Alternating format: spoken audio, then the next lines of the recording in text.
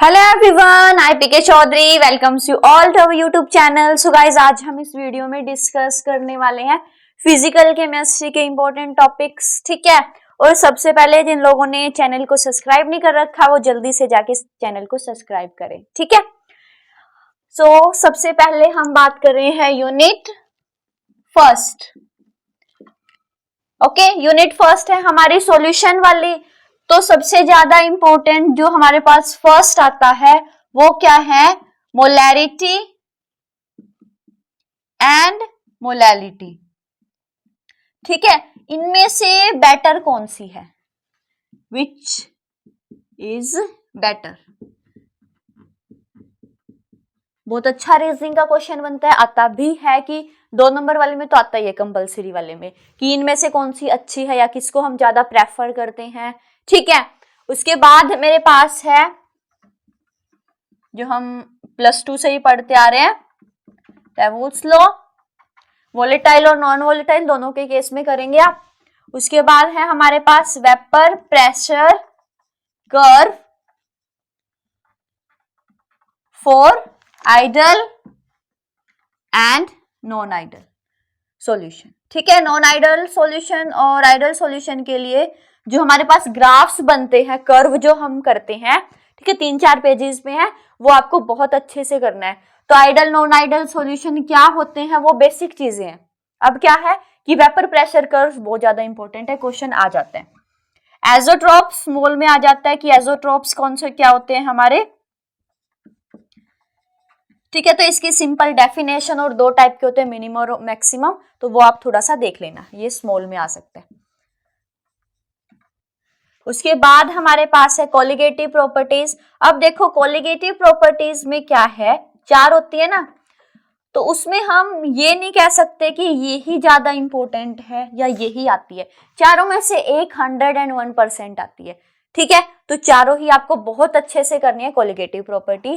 Relative lowering ज्यादा अच्छे से कर लेना, ठीक है। मेरे अकॉर्डिंग ये बहुत ज्यादा अच्छे से कर लेना, बाकी करनी आपको चारों ही है अच्छे से, क्योंकि इनमें से कोई भी एक आती ही आती है। उसके बाद हमारे पास है सिस्टम हैविंग अपर क्रिटिकल सॉल्यूशन टेम्परेचर, ठीक है। ये जो लास्ट में गिवन है हमारे वाटर फिनोल वाले जो डायग्राम्स हैं, और उनको फिर हमें क्या करना है, एक्सप्लेन करना है। 101% लॉन्ग क्वेश्चन बनता ही बनता है, एक तो अपर के केस में भी और लोअर के केस में भी, यानी इनमें से एक तो आता ही आता है, ठीक है सिंपल सी चीज, कोई भी एक एक एग्जाम्पल दोनों के अच्छे से कर लेना, ठीक है। उसके बाद है हमारे पास इफेक्ट ऑफ इम्प्योरिटीज, यानी जो एक छोटा सा टॉपिक है लास्ट में, इफेक्ट ऑफ इम्प्योरिटीज भी बहुत ज्यादा इंपॉर्टेंट है, जो हम स्किप कर देते हैं स्टार्टिंग वाले चैप्टर के चक्कर में, ठीक है। तो ये आपको बहुत अच्छे से करना है। क्रिटिकल सॉल्यूशन, ओके, टेम्परेचर की इम्प्योरिटीज का क्या क्या इफेक्ट आएगा, ये हमारे पास है यूनिट फर्स्ट के इंपॉर्टेंट टॉपिक्स, ओके। अब हमारे पास आती है यूनिट सेकंड, जो फेज इक्विलिब्रियम वाली है। तो आपको पता होना चाहिए फेज रूल सबसे ज्यादा इंपॉर्टेंट है, 2 नंबर में क्वेश्चन बनता ही बनता है, और उसके अंदर जितने भी टर्म्स हम यूज करते हैं वो वाली, इट्स टर्म्स यूज्ड, ठीक है। जितने भी टर्म्स यानी जिसमें सिंबल्स आते हैं वो आपको अच्छे से पता होना चाहिए क्या क्या है, ओके। उसके बाद मेरे पास डिग्री ऑफ फ्रीडम, डेफिनेशन आपको बहुत अच्छे से करनी है, क्या होती है विद एग्जांपल्स।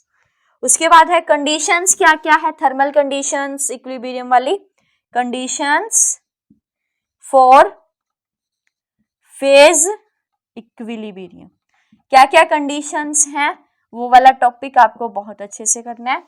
उसके बाद डेरिवेशन मोस्ट इंपॉर्टेंट है फेज रूल का, डेरिवेशन ऑफ फेज रूल, तो ये बहुत ज्यादा इंपॉर्टेंट है, बहुत अच्छे से करना है।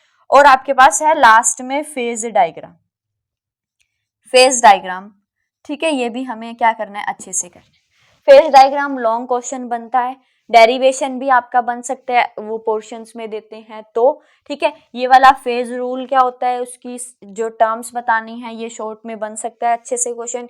डिग्री ऑफ फ्रीडम भी शॉर्ट में भी आ सकता है और पोर्शंस में भी दे सकते हैं, और ये कंडीशंस वाला भी आपका बन सकता है 7 मार्क्स में, ठीक है। 8 में, 7 या 8 जो भी है, समझ आ गया फर्स्ट और सेकेंड यूनिट। अब हम बात करेंगे थर्ड यूनिट की, कंडक्टिविटी।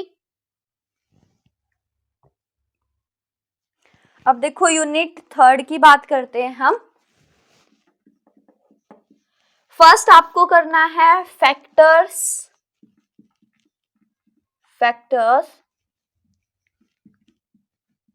अफेक्टिंग इलेक्ट्रोलिटिक कंडक्शन, ठीक है। फैक्टर्स कौन कौन से फैक्टर्स हैं, 5 to 6 फैक्टर्स गिवन है। उसके बाद है मेरे पास variation of conductance, specific conductance, equivalent conductance and molar conductance with dilution. यानी अगर हम डाइल्यूशन करते हैं तो उनके ऊपर हमारी क्या होती है, इंक्रीज डिक्रीज, ठीक है। तो एक छोटा सा टॉपिक गिवन है विद रीजंस, ये आपको बहुत अच्छे से करना है। ये हमारे पास लॉ है एक, प्रोनाउंसिएशन इसकी आप देख लेना, ठीक है। ये लॉ भी आपको करना है, इसकी एप्लीकेशंस जो है 2-3 तो कर ही लेना, डिग्री ऑफ फ्रीडम वाली और वो, ठीक है। उसके बाद है ऑसवाल्ड्स लॉ, ओके। एक मेरे पास बहुत ज्यादा इंपॉर्टेंट है, इवन मैंने पेपर दिया था तब भी क्वेश्चन आया था, ट्रांसपोर्ट नंबर, ठीक है। ट्रांसपोर्ट नंबर का जितना भी टॉपिक है सब आपको करना है, ठीक है। बहुत इंपॉर्टेंट है ट्रांसपोर्ट नंबर। फिर मेरे पास है कंडक्टोमेट्रिक टाइट्रेशन, जो बीएससी में हमें एक्सपेरिमेंट्स में टाइट्रेशन ही सिखाई जाती है बस, है ना। तो टाइट्रेशन के मेथड्स हमें पता है। अब इस टॉपिक को देखकर डरना नहीं है, बहुत इजी है। जस्ट आपको क्या करना है, एसिड और बेस की डिफरेंट कंडीशन गिवन है कि दोनों स्ट्रॉन्ग एसिड और बेस ले लिए, एक स्ट्रॉन्ग एक वीक ले लिया, तो उनकी आपको एक्सपेरिमेंट करना आपको आता है, वो थ्योरी आप लिख दोगे कि ये चीज लेनी है, ये ब्यूरेट में लेना है, ये पिपेट में लेना है, ठीक है। और उसका क्या याद रखना है, ग्राफ याद करना है कि कैसे इंक्रीज या डिक्रीज होगा। तो ये इंपॉर्टेंट है, एक क्वेश्चन आ जाता है, इनमें से कोई भी केस दे देंगे आपको, ठीक है। बफर सॉल्यूशन वाला टॉपिक आपको करना है, बफर सॉल्यूशन क्या होता है, उसकी इंपॉर्टेंस क्या है, ठीक है। और एक मेरे पास है HH equation, HHB, Henderson Hasselbalch equation, ये भी इंपॉर्टेंट है, ठीक है। तो ये हमारे पास क्या है, यूनिट थर्ड के टॉपिक्स हैं। अब हम करेंगे यूनिट 4 के, यही कर लेते हैं, यूनिट 4। तो यूनिट 4 में आपको क्या करना है, फर्स्ट आपको करना है अच्छे से डिराइव करना है एन एक्सप्रेशन फॉर ईएमएफ का जो है डेरिवेशन आपको आना चाहिए। लिक्विड जंक्शन पोटेंशियल बहुत इंपॉर्टेंट है, ठीक है, जंक्शन पोटेंशियल। उसके बाद है मेरे पास ईएमएफ क्या होता है, ठीक है, और उसके मेथड्स क्या है डिटरमाइन करने के, मेथड्स फॉर इट्स डिटरमिनेशन, बहुत इंपॉर्टेंट है ये वाला टॉपिक। इलेक्ट्रोकेमिकल सीरीज से क्वेश्चन आता ही है, इलेक्ट्रोकेमिकल सीरीज। अब कोई स्पेसिफिक मैं ये नहीं बता सकती कि कोई भी 4 टॉपिक बता दो, लेकिन मोस्ट जितने इंपॉर्टेंट है भाई ये तो कर ही कर लेना, वो वाले ये क्वेश्चंस है, ठीक है। उसके बाद है इलेक्ट्रोकेमिकल और उसकी एप्लीकेशन करनी है आपको। नॉन्स इक्वेशन बहुत ज्यादा इंपॉर्टेंट है। ओके, शॉर्ट में हमारे पास पूछ लेते हैं साल्ट ब्रीज क्या होता है, क्या काम होता है उसका, ठीक है। सॉरी, साल्ट ब्रीज कर लेना। एंड एक्टिविटी क्या होती है, उसका कोफिशिएंट क्या होता है।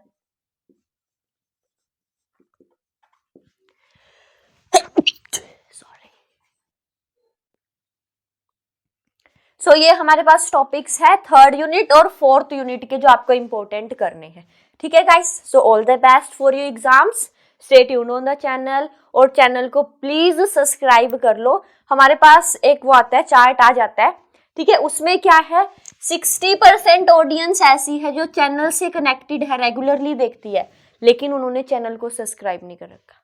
तो आपका सब्सक्राइब करने में तो कुछ नहीं जाता, तो चैनल को सब्सक्राइब करना, शेयर करना, ठीक है। Thank you.